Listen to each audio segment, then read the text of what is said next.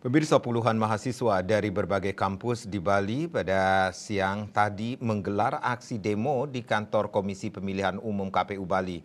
Mereka menuntut Ketua KPU RI Hasyim Asyari mundur dari jabatan atas pelanggaran etik. Hal itu diungkapkan Koordinator Umum Aliansi Mahasiswa dan Pemuda Bali, Iwayan Tresna Suwardiana di kantor KPU Bali.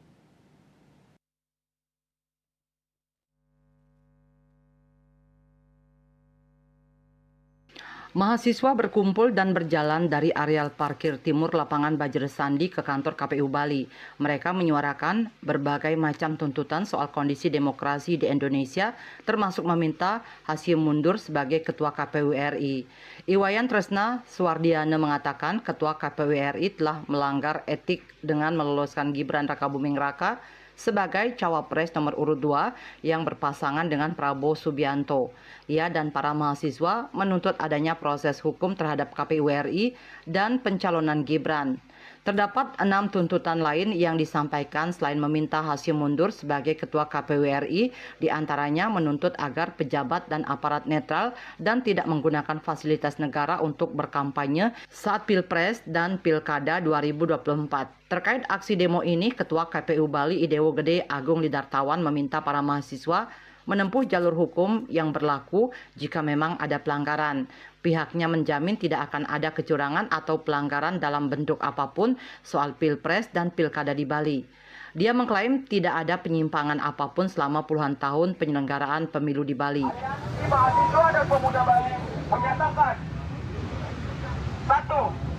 Mendesak Presiden RI Joko Widodo sebagai kepala negara maupun para menteri, kepala daerah, dan pejabat publik yang menjadi pasangan calon atau tergabung dalam tim pemenangan salah satu pasangan calon untuk menjunjung tinggi etika moral, berbangsa, bernegara, dan segera melakukan cuti atau mundur dari jabatan pemerintahan demi menjaga dan menghindari konflik kepentingan serta penggunaan fasilitas negara. 2. Memutus terus segala bentuk represivitas, penyempitan ruang demokrasi, dan penyelewengan kekuasaan dengan memanfaatkan fasilitas negara untuk kepentingan politik praktis demi pemilu yang berkerucut dan terlepas dari praktik KKN.